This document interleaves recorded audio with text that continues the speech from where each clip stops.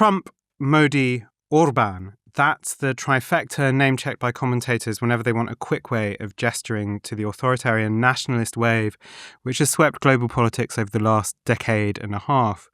But as of 12th of April this year, one element of that unholy trinity, Viktor Orbán, has fallen from power. His opponent, Péter Magyar, a former member of Orbán's party Fidesz, often described as a conservative liberal, led a united opposition to a landslide victory, having campaigned strongly against corruption and on the rule of law. Magyar's party, TISA, obtained 53% of the vote, enough for a two-thirds supermajority in the National Assembly, thus allowing him a pretty free hand in remaking the country. Orban, of course, had long been the darling of the international right, funding a transnational network of propagandists and influencers. Domestically, he was accused of an increasingly personalist politics, remaking the constitution and overseeing a kleptocratic mafia state in which Orban-aligned companies and families, including his own, robbed the state blind. A champion of so-called illiberal democracy, Orban frequently attacked and undermined the rule of law and sought out conflict with the European Union and engendered a paranoid style of politics with a proliferating range of enemies, from gender theorists and LGBT people to Islam, from Euro politicians and NGOs to the Central European University and, of course, George Soros. Over the past decade and a half, his politics got harder and harder, and the corruption more flagrant and more obvious, and Orbanomics unravelled. So one reading of the election is that a wave of anti-incumbency swept the nation. His people were simply sick of it. Never again a country without consequences, said Magyar. He has a substantial task ahead of him, made easier by that majority. One factor, of course, is those institutions which are still populated by Orban cronies, many of them with very long-term appointments. And so that is to say, changing the state is, of course, more complex than just winning an election. Another question is what precisely Magyar's politics are. In contrast to the authoritarian populism of Orban and his friends, he campaigned on a democratic populism and swerved many of the culture war issues that Orban relishes. Many will hope that he behaves like some sort of new Cincinnatus, called from his plough to restore the functioning of the state, but there are many temptations which arise from a state apparatus which gives significant discretionary power to whoever's at the top. It was, of course, once Viktor Orbán, after all, who gave grand speeches in favour of democracy, the spirit of 1848 and 1956, very famously at the reburial of Imre Nagy and comrades during the liberation of 1989. You're listening to On Politics on the LRB podcast. I am James Butler, and with me to talk about the fall of Orbanism and what comes next is Daniel Nolan, who's written extensively about Hungary's politics as well as the international right-wing apparatus set up by Orban. And in the studio with me is the Hungarian-British poet, translator and keen observer of the Orban catastrophe, George Szirtes.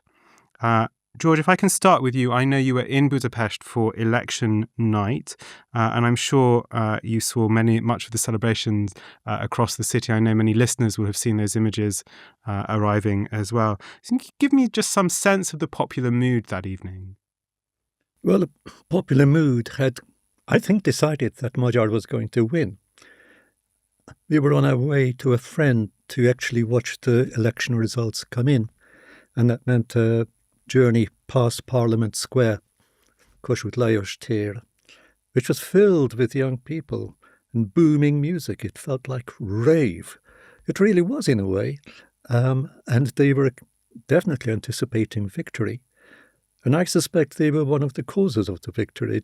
They were new voters, young voters, and they were all set up for it. So there was celebration in the streets before the count began. And then, once the count was over, then people in the streets drinking, singing, waving to the police, and so on. So it felt like a regime change. Oh, yes, absolutely. Well, if somebody's been there for 16 years, and there seemed to be no hope of change, because what had changed, really, then it was like an enormous release. It was joy. I mean, we stayed there for a few more days, and everywhere there was this sigh of happiness. And he's come into Magyar. He's immediately come into confrontation with the old apparatus. He's really said that he's intending to clear house. Has anything surprised you in his sort of first few days post-election? Well, everything, really. There's an interview, there are two interviews, in fact, with him. One with the state television, I call it a state television, essentially that's what it was, and with state radio. He was basically faced by the very people who had refused him entrance to the studios and who had slandered him, who had hinted that there was some divide between him and his children, which there isn't, in the very same studios by the same people. So when he faced them, he had no time for them whatsoever. They kept trying to ask him statesman-like questions. I'm just a political journalist. I'm asking the questions that everybody wants to know. Well, you have no right to ask me those questions. You yourselves, you have been corrupt for all these years, and you're going to have to go as soon as possible. And that was so direct. You don't usually get that. I mean, you might get that funnily enough, in a dictatorship. Somebody might come, well, that journalist, you're out. And we'll have that one in. So it was a confrontation, I think, that was, in a way, it hardly matters what the interviewer asked. Whatever issue, she wanted to know, what are you going to do? And his answer seemed to be, is get rid of you. It was quite shocking, but exhilarating, because that is what many people have actually wanted to do. So he was embodying a reaction that was there in the vote. And so he didn't get much about policy from it. I mean, interestingly, in one sense, that sounds almost Trumpian, right? It sounds like, but it sounds like the early Trump, the Trump of the Fake sort news. of 2016 Yes. campaign, who lots of people felt that he channeled the hostility they felt, or the dislike they felt of the mainstream press. Yeah, well, that's something you'll have to be careful of, because there isn't a long unbroken tradition of democracy in the country. And sometimes I've thought they actually rather like their strong men at the top, gives them a sense of security and pride. So he'll have to watch that. He made a speech after he won, and in that speech, which wasn't at all a Fidesz-sounding speech, although he, of course, emerged out of Fidesz, it sounded like a very liberal speech. It was, the commitments he made were broad, but he was definitely going to pick up on corruption, and he was looking to bring people to the law, people who are extremely powerful and at the moment continue powerful.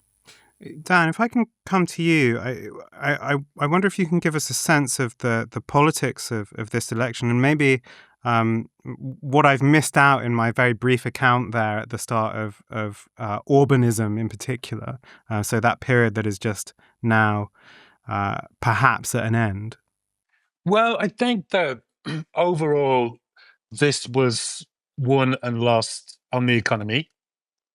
Orban ran Orbanomics, let's say, went quite well until roughly 2019, and then it took a big hit from COVID, from Ukraine, very high inflation, the highest in Europe, and that was accompanied by real problems with hospitals, schools, and so on, which are kind of starting to look a little bit tired and dilapidated. And Magyar avoided the culture wars and just ran on, like you say, rule of law and an economy. And that was what most Hungary observers had always said, that eventually it will be won on the economy, and that's how it turned out.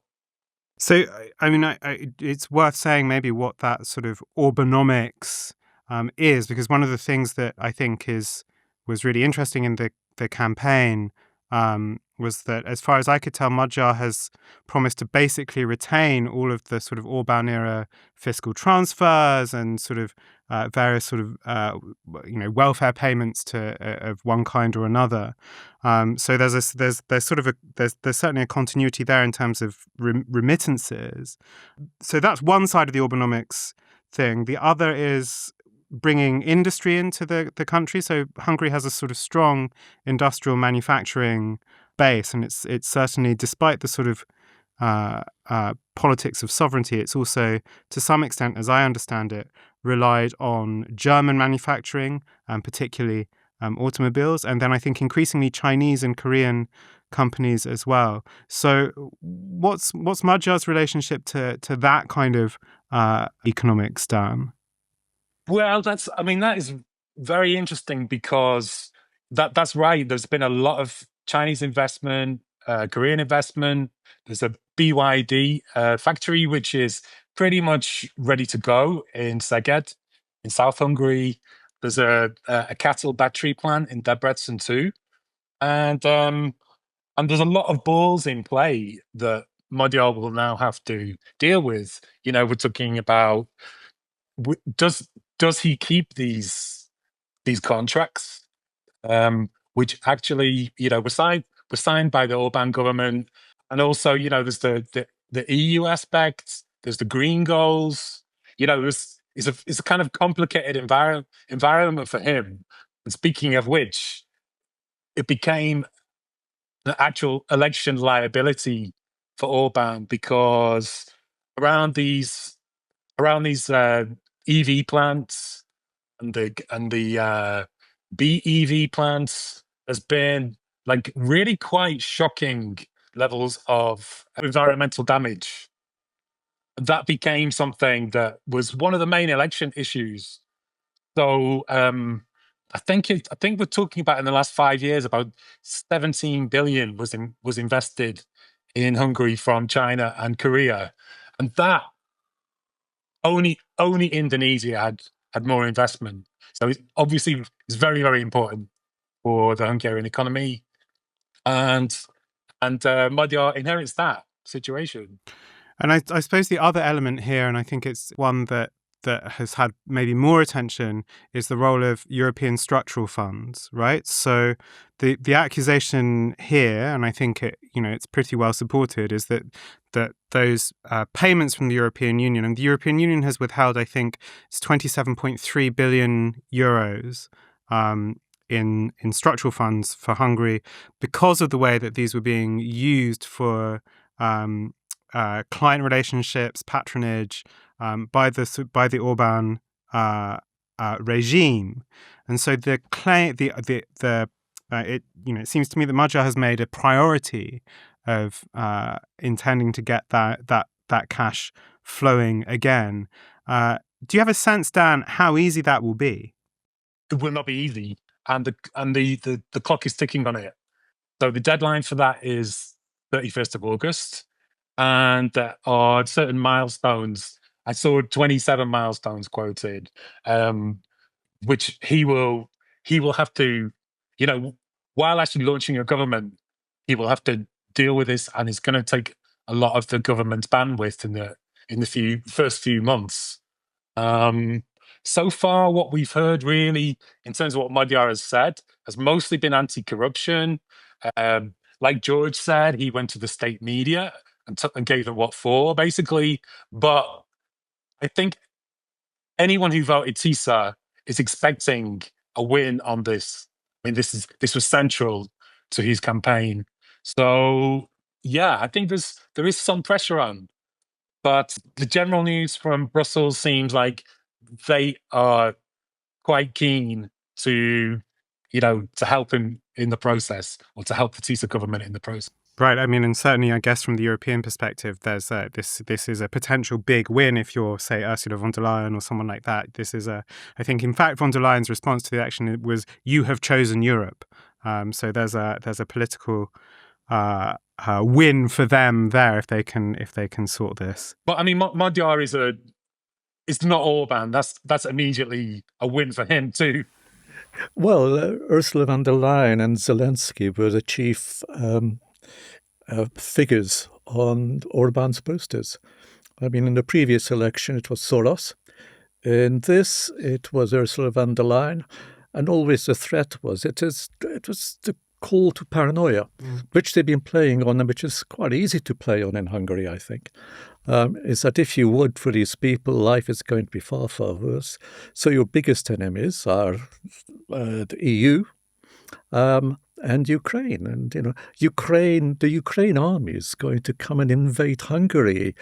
And ridiculous things like, in fact, they were so ridiculous that I think that was part of the reason that it didn't hold water at all.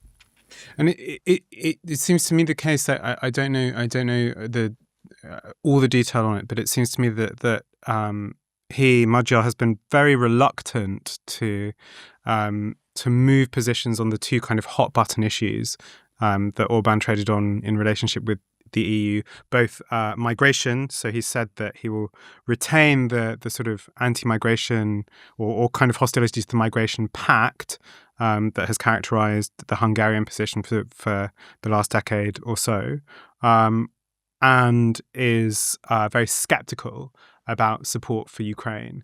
I don't know whether that's a broad or too broad an assessment. Well, I don't think he intends to block support for Ukraine. And as to immigration, yes, that is, well, it's a hot issue everywhere in Europe, of course. I was there in 2015, where the Syrian refugees were gathered at one of the main railway stations. And when they started railing them off in trains, it's a very split country. I mean, in a way, it's an urban versus rural country, as in many places. The Syrian refugees had a lot of support from a Budapest population. But I think he just pushed out too far with suggesting that Zelensky and Ursula von der Leyen are in some kind of cabal against patriotic Hungarians. Dan, I know you've written about migration and Orban's use of migration politics. What do you make of the state of the debate over the course of this election and its aftermath? Well, I mean, if we can go back where George mentioned 2015, I remember at the beginning of that year, Fidesz were in deep trouble. They were polling about 20%, to the point where their communications guy actually was inviting foreign correspondents, which is, transparency was never a priority for them. We actually got one-to-one meetings with Zoltán Kovács because they were so stuck for a talking point. But let's say if this is February 2015, around that time, the Kosovars were starting to work out the second half of the route that the Syrians would take later in the year. And Fidesz just ran on that anti-migration ticket really all the way to the next election. So like 3 years, basically. So it's been central to them. But this time they repeated the 2022 election campaign, which was basically saying, if you don't vote for us, you're going to be sent to Ukraine and die. And so that's kind of what Fidesz were, for the first time, they were running on the same ticket for 2 elections on the row. So migration, as far as I see it, wasn't really a central theme this time. I was reading about the unit set up by the government, the Sovereignty Protection Organization, this sort of rather strange unit, which is intended to root out foreign interference of various kinds, both in media and in elections and sort of in NGOs. So there's this kind of sort of strong. How is that received domestically? Is it understood as a kind of desperate electoral grab and attempt to induce paranoia, or is there a sort of strong constituency that worries about sort of foreign interference in domestic politics? I think that there aren't so many people who actually think about that. And it got to the point where, it's quite telling that Magyar's kind of first move was to say, don't be scared. and there's been a kind of climate of fear around Fidesz, the Orban system, for most of the 16 years, really. And I think people just got tired of it. That's what happened in terms of this office you mentioned. People just increasingly associated with, are we Putinist now? Are we Russia now? And there's been, like attacks on NGOs for a good 10 years and so on. It's just kind of more of the same, but it was kind of coalescing into an office. And people, especially younger voters, just don't want that anymore. Yeah, I mean, one thing is worth mentioning. 1848, 1956, all of that. I mean, Hungary is a small country surrounded by bigger countries. It hasn't been in charge of its own government, only on rare occasions. The language is isolated. So there is a natural vein to be touched. And I think the fear of foreign interference or of foreign influence it's kind of easier than it is here, because that is the history of Hungary. So there is that vein which hasn't gone away with Magyar. I mean, it's still there. So he has to tread carefully with that. I don't think he's suddenly going to be throwing open the borders, or even mentioning the borders particularly. Yeah. It will be. Unless so much remains unknown at the moment. Yeah. No, I think it's an interesting period, because obviously we're very early on in this sort of post regime phase, which I think it brings me nicely, in fact, to my next question, which is to do with the concept of illiberal democracy, right? So lots of the way that this stuff has been received and talked about, both on left and right internationally, has been grappling with the question of what a democratic state looks like when it's helmed by an authoritarian of one kind or another. And there are lots of models for thinking about this, and there's lots of interesting scholarship. One of the analyses I like is of Orban's period as an autocratic legalism, right, where it passes laws to enable it to legally behave in an autocratic manner. So there's lots of legislation that's insulated from ordinary democratic control. It's why it's important that there's a 2/3 majority in Parliament, so that there's more. There's been lots of constitution rewriting, things like this. But one of the defenses that's made on the right of the Orban regime is say, well, this guy lost an election and he departed. So it's clear that all this accusation from the left is just hysteria, and actually it's all fine. Well, in a way, that's a surprise. The speech he made on acknowledging his defeat was somber, brief, and for Orban, graceful. There was no Trump-like saying, well, that's been miscounted. It's some kind of illegality has gone on. The idea of a sort of legal state in that sense is if you keep stretching the law, it's a bit like you're stretching a piece of elastic. I mean, eventually it just breaks, and people can see it breaking. And I think it is more than a simple election win. I think it is a perception that the corruption, blatant corruption you've been living with, just won't cut it anymore. Somebody once said to me, well, I said, what do Hungarians think about corruption? And his answer was, well, at least he's a Hungarian. And Dan, can you give us a sense maybe of how the sort of corruption works or has worked in practice under Orban? Because I think there's a kind of clear there's a general sense of there being patrimony and clientelism and skimming, but is there a clear structure? It's been described as state capture in reverse in the past, because the state appointed the oligarchs rather than the other way around, which is how it normally works. Orban, even in the 90s, was saying that that the trick would be to identify 8 or 10 oligarchs and get them to support your regime. And he kind of stated that there was like 4 sectors you need to do this: banking, retail, energy, and media. And so it was a definite plan, and he really did capture those. Some of this was so blatant. I mean, one of the first things Orban did back in 2010 is that he gave over major construction contracts to his father. And then he named a gas fitter in his village, Velchut, as the man who was going to be his bagman, the man who's going to be looking after his money. So he could claim, I'm not taking my salary. But in the meantime, he built a kind of mini Versailles near his village.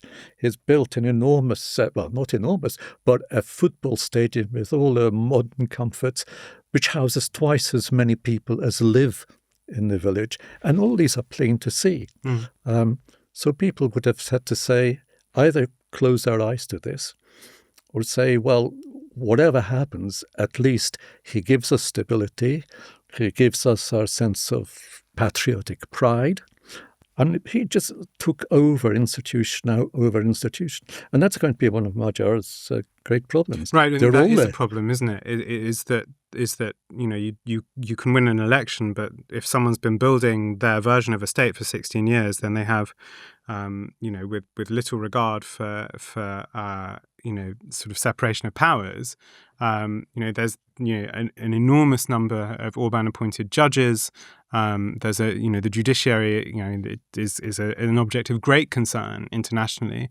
I think Hungary and Poland are the two that get cited as European cases for concern about the judiciary. And certainly, my understanding is that much of the media is or has been sort of Orban aligned, as well as these kind of significant manufacturing companies. Much the most. Yes. Much the most. Yes. Now, some of those kind of big, major capitalist companies have already said, we're happy to work with the new government, but in the sense that they welcome a kind of clearer rule of law, like it's that's the kind of thing that business can get behind. Are there other areas where you might see more resistance to this sort of change in regime? To Magyar's changes. Yeah. Well, I think all those institutions which are soaked in Orban's people. There'll be another set of people who would be very willing to come in and reset the situation. But that's, as we said, that's going to be really very, very hard. I mean, in terms of culture, it's close things.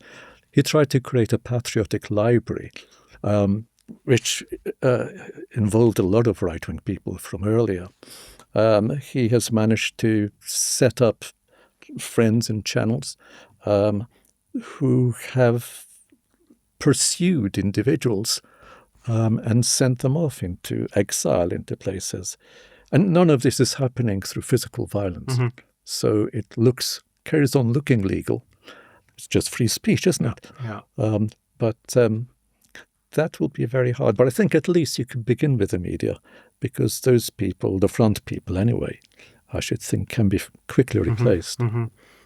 Dan, what's your sense? Well, it seems like the media is kind of collapsing of its own accord now, the state media. So, that's maybe surprising, but suddenly, there's going to be no state money coming in for, advertising revenue and so on. So it just appears to be, if we talk about these, 4 pillars that we mentioned, retail, banking, etc., then it seems like the media is the first pillar to go. It's really happening. One of the things which is worth saying is that what happened with Fidesz is roughly what happened with the Hungarian Communist Party. There are an awful lot of people working for it, but there was no ideology. The ideology, it was like mortar between bricks. You could just push them and the wall fell down. And I think the same case with Fidesz now. And with Magyar, I mean, I don't know how ideologically committed he was to Orbanism, but you join these things because it's a way of being in politics. It's a kind of career. And if you get that far, you should be quite good at manipulating that because you've had practice. I wonder if one of the places where the ideology may have been thicker is in the kind of astonishing changes to the higher education regime that were made under Orban. So that involved the campaign against the Central European University, and which I think was pretty well publicized here. I think there was a lot of outrage and support. But there's also been the production of this. I think it's a private institution, the Corvinus Collegium, which has hosted with I think it has a stake in the petrochemical industry, the state petrochemical industry, and sort of receives money via that, and so it's this vastly well funded off the back of state revenue. Institution which has supported all sorts of sort of rather sinister international that is what illiberalism was. Yeah. You get rid of these liberal guys and replace them with our people who are not going to be adopting liberal values. But with Orban gone, can it survive? I mean, lots of people seem to think that it's going to be a pushover, but it doesn't seem obvious to me that that's the case. Magyar has actually said in the election program that he will investigate MCC and so on. There is also the think tank, the Danube Institute, which had certain fellows. It's generally an Anglophone thing, and that will be easier. You just cut the funding off. But like you say, the MCC has 10% stake in MOL, 10% stake in Gideon, which are like two of the biggest Hungarian companies. So that is a lot more complex procedure. But in terms of some of them, like the CPAC that they were organizing, Danube Institute, these he can cut off the funding to that. But the MCC, much more complicated, I think. I mean, it seemed to me to be a political misstep to host this kind of strange American conservative rally, the CPAC Europe thing that they did in Budapest. It seemed amazingly tin-eared when a country has suffered such really significant stagflation of the kind that Hungary really did for a significant chunk of time post COVID, to host this kind of glitzy but rather tone deaf American rally with then we had, of course, J.D. Vance popping over. Was it just a catastrophic misjudgment, Dan? I think it had a negative effect on Hungary, on their polling figures. Apparently, the J.D. Vance visit saw Fidesz drop 3 points in the polls. So, Orban is the guy. He had, maybe the only other leader in the world who was kind of close with Trump, Putin, and Xi. And the Hungarian voters have spoken, and they don't care who he has on speed dial. No, I mean, I thought that was interesting because there's a sort of fear that if you can demonstrate international influence, then voters will stick with that because you look powerful, and it seems to have been pretty demonstrably rejected as a political argument. But where does this leave that sort of international network of figures? I mean, I'm hesitant. I was, I think, saying before we started speaking on air, I'm always hesitant to read elections in terms of what they mean for international observers rather than what they mean domestically. It's a bad trait of the British left to do that, but it nonetheless interests me that a really significant link in the chain, which seemed at one point completely immovable. It seemed like Orban was going to be there forever. It seemed like that this was going to be a sort of a key part of a sort of reactionary international that was just not going to be dislodged. And yet it has. So what about everyone else? I mean, because at one point Kaczynski in Poland said, well, we're going to build Budapest in Warsaw. Budapest is coming to Warsaw. There's all sorts of people who've been funded by these guys. Are they going to follow the Kaczynski sort of Polish habit in opposition, which is to find a way to obstruct everything, complain, to sort of find a way to undermine the foreign government, or what can we expect from them? From people who are, the likes of Trumps and so forth. Yeah. Well, they feel it as a serious wound because they were kind of, Trump and Orban was mini-me, but which was mini and which was me wasn't always clear, because Orban got there first, of course, and he declared his illiberal democracy before Trump came to power. I don't know how far it'll affect the Trump world. I think Trump world, if it blows up, it'll have blown itself up rather than anything else. There's always a right-wing strain, and at different times in history, these will become more important because of, immigration is a major issue, and that is on the whole a right-wing issue. So if you are wary of it, you will probably be gravitating towards those who are against it. In 1989, when I was there for most of the year, we went to a party in one of the major city parks where new political parties took up trestle tables and had little leaflets to give out. There were over 50 new political parties. Clearly, most of them were going to disappear and did disappear.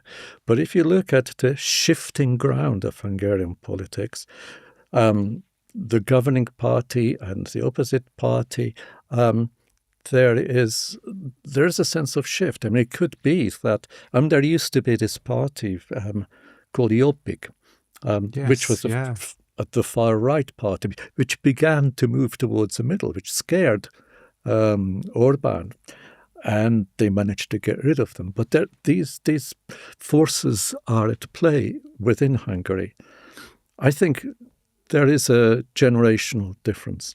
I think young people, especially those who've been to university, have travelled abroad, have worked abroad, are essentially internationalist. And they see their own salvation, in a way, in something which is not trapped by America and by the likes of Xi and so forth, but which is instinctively European. Well, Vienna, Bratislava, used to be Hungarian capital, Bratislava. So there are emotional ties, which I think now have, with some luck, may have pushed aside the grand patriotic gestures of the last 16 so years. It doesn't mean that those instincts do not have vanished. It's just that I think it's associated with a certain generation. And that generation, I just had to look at the people around Orban when he made his acceptance speech. Lots of grey, middle-aged men, basically, about 12 or 13 around them. And you looked at Magyars, absolute huge crowds, and many, many young people. So I think that may be a good sign.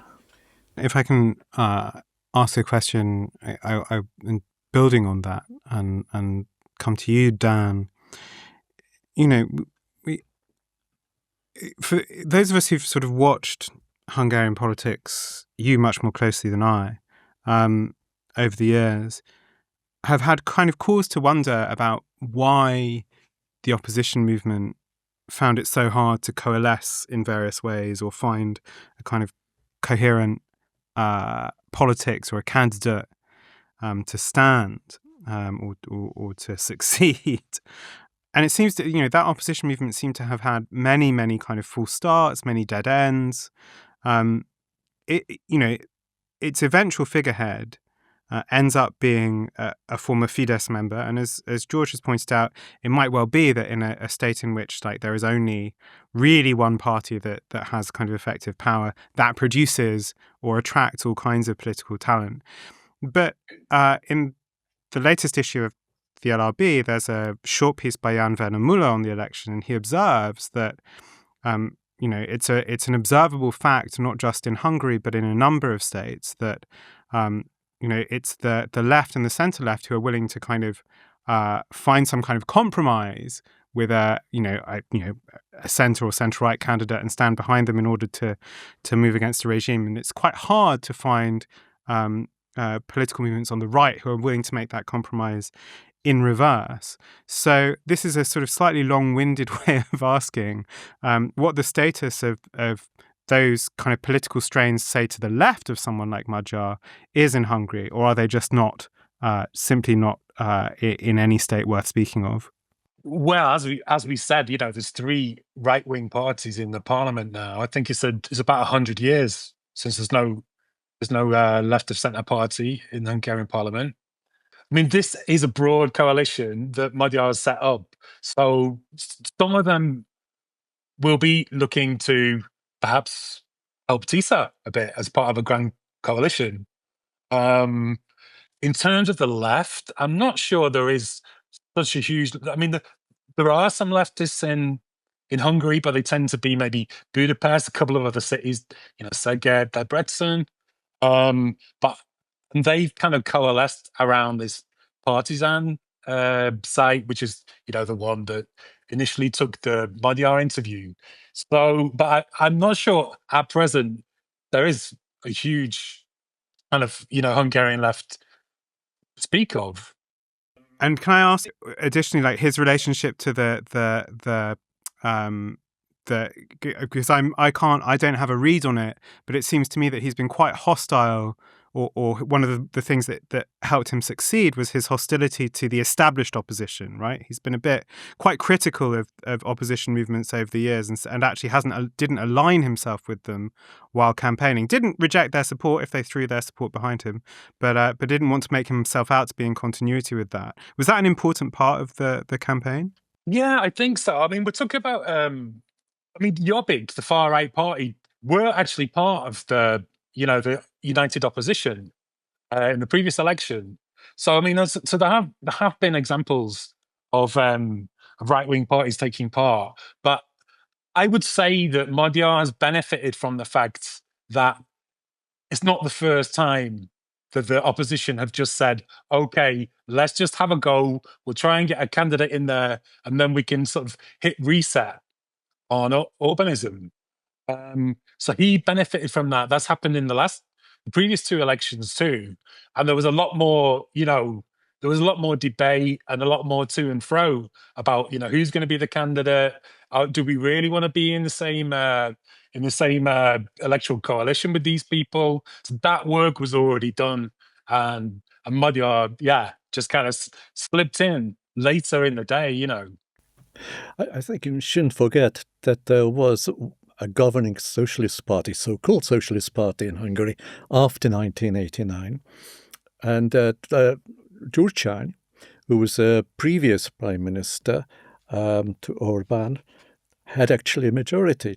And it was only the fact that he endured a scandal in which he admitted lying to the nation that he kind of vanished. And it's been a sort of major mission of Orbán to completely destroy Gyurcsány. So in a way, the socialist instinct, I wouldn't push it very far, but I think there was a socialist liberal kind of constituency there. But it was brought into disrepute, partly by these scandals. But it doesn't mean it's... And of course, we mustn't forget that all these little ragtag parties, they had no exposure to the public. They had no press. They had no media. They had no money. So they could squabble amongst themselves. And there were hopes of some of them, but they all failed. And in a way, once everything keeps failing, people tend to give up on an idea. I mean, I can't really imagine Hungary now becoming a sort of left-wing socialist country. But the left-wing instincts are not altogether dead, I think. Yeah. Well, I think certainly there's obviously a kind of strong welfarist position, right? Which goes, I guess, back even to, say, goulash communism or something like that, right?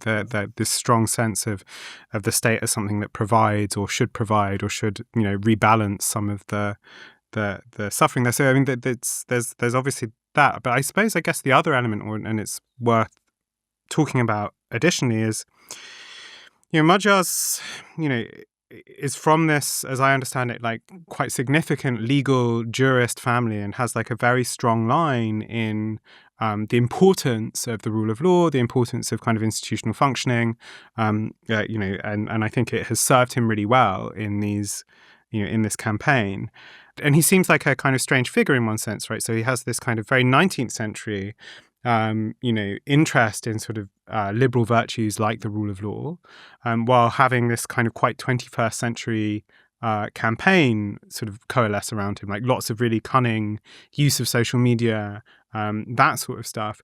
So it's odd in the sense that the 20th century bit seems almost missing.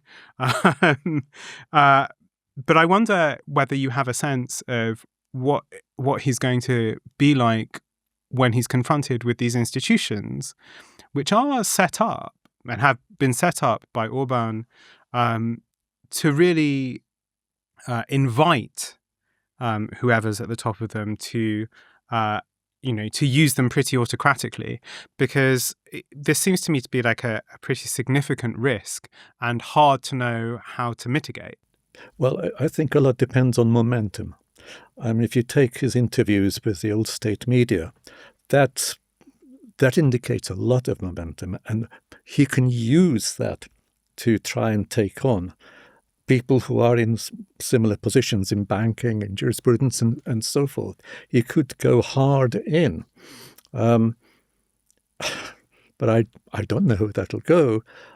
But that'll probably his current win will propel him some way. And then it depends what happens with Hungary's economy and the condition of Hungarians and what sort of hopes they have of him. Because we don't know that.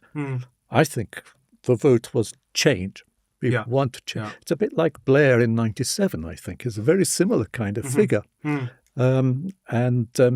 Almost anything is better than what has come before. And on the power and momentum of that, you can bring about change. How far that energy runs, we'll find out. Dan, what do you make of it? Is there an institutional trap here for someone who's run in this kind of this sort of democratic populist way? Yeah, I think that he has to work out what he can change and what he will have to navigate. Basically, in terms of institutions. And he, for example, he told, his top judges, the president, they're all in place until 2029. So he's potentially got, a president, a constitutional court blocking anything that they want. That's not, he has to deal with that. But could he use his constitutional power to change that, to cancel contracts or? To cancel contracts, he couldn't he? But they can block the constitutional changes also, can't they? Have to sign that through. So it's kind of a vicious circle. Maybe there'll be more backstairs intrigue than we anticipate. Well, this is where it comes down to political skill, right? Doesn't it? Where you think, okay, well, what are the fights that are useful to have, right? What's the fight that allows someone who has this momentum behind him to come into government and say, it will be politically beneficial for me to pick this fight or this argument.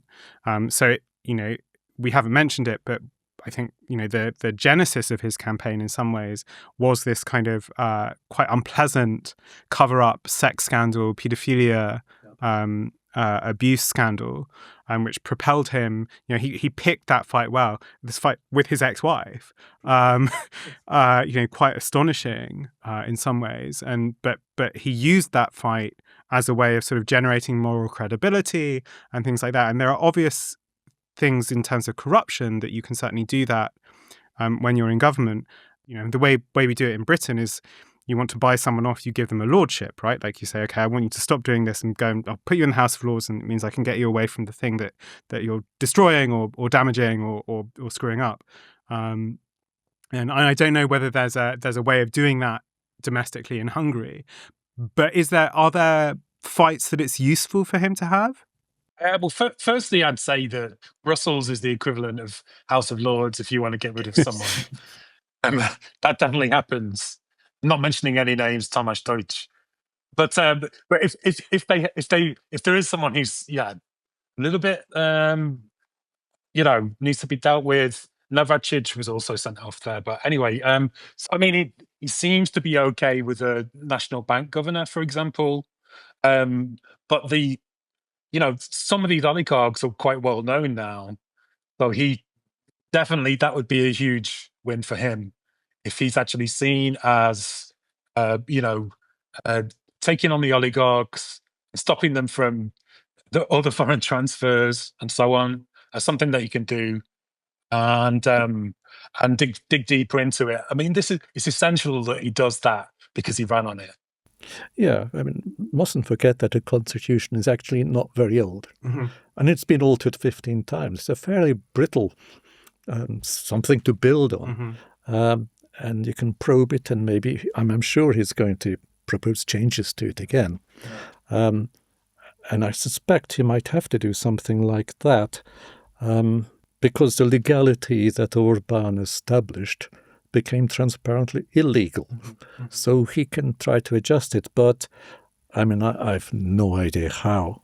I'd be very interested to see what other ideas there are. Yeah, this is where I come back to that question of the sort of institutional trap, right? Where, you it's very difficult to and when we began, I mentioned the Roman figure Cincinnatus, this virtuous character who's called from his sort of non-political job into government to kind of, as dictator, in fact, in the Roman Republic, to restore republican virtue, is a sort of fantasy, right, about a sort of strongman figure, and things don't work like that really in practice, but it points out the temptation is that it's very, very difficult when, particularly when you need to make changes and you have available to you only these methods that are, questionably democratic, and whether you can resist the sort of mission creep, as it were.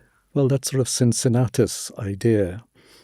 When Arpad Gönc was president, he was a figure like that. He was a very popular. And he was seen as a virtuous figure who had come in from completely outside politics and was doing his best to put things right. Fidesz were seen as something like that themselves. I remember a conversation must have been 1990, with an older, rather wonderful poet who's now dead. I said, "Who are you going to vote for? It's the first election." And she said, "Fidesz." I said, "Why?" They're innocent. They haven't brought the Hungary's murky past with them. So the idea of finding that kind of figure today, I doubt whether that exists. Dan, do you have a sense of whether this is a thing that is navigable? The more we talk about it, the more sort of immense a task it actually seems. Well, the 2/3 helps for sure. If you'd won a simple majority, then that would just be a complete mess. I think that would be total gridlock. But the 2/3 gives him plenty of leverage, and he has a huge mandate. So it's not ideal, but it could be worse. Yeah. Okay. I have a slightly different question. It's prompted by George's reference to history, and I suppose one of the things that maybe actually you can say, is one of the few commonalities between Orban and Magyar is they're both interested in articulating, a very sort of distinctive vision and, very distinct visions of Hungarian history. And I wonder if you, either of you or both of you, have a sense of, because Hungary, I mean, as George has alluded to, it is a country that has changed shape a lot over the course of the past century. Vastly changed shape. It's like an amoeba keeps spitting out the palm. And this, obviously there are kind of toxic ways that can manifest politically, a sort of irredentism, pining for past glories. And I say this sitting in, an old imperial capital myself. And this is a syndrome that afflicts British politics as much as anything else, this pining after past glories. But there's also, unlike in Britain, a pretty clear sort of liberal and emancipatory political history in Hungary as well. And, 1848 is the obvious one, 1956 is the obvious one, as is 1989. So how important were those visions of the nation, in this political campaign? Or is it very much secondary to the question of the economy? I think it's always going to be important because of history. Because here you are, yes, we're sitting in imperial capital, but it's been that way for a very, very long time. And Hungary has only had little snatches of imperial glory under the Austro-Hungarian period, which has never returned. And before that, you'd have to look in the 16th century. So there's a security here. All kinds of security here. The fact that it's an island, that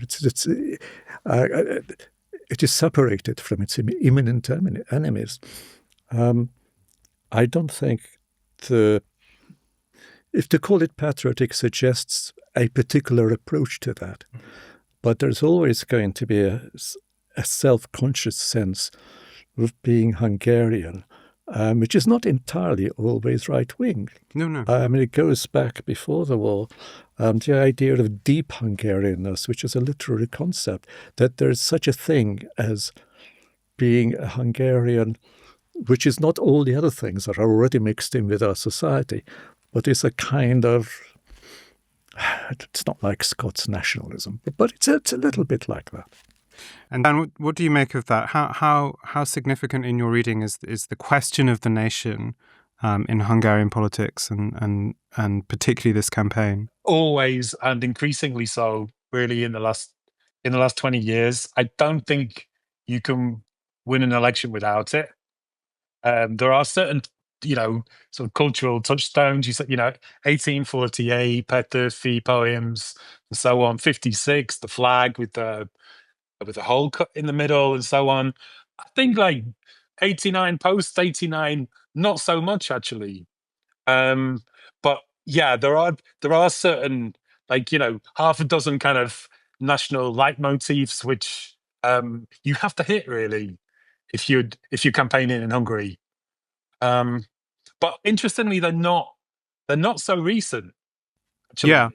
Yeah. So I don't know what that says, why Hungarians don't really associate with the last 35 years so much. It's interesting. At the first we heard of Orban, and I was there in the square where he made this speech in 89, was Russians out. Yeah. And what does he finish up with? He finishes up in the lap of Vladimir Putin.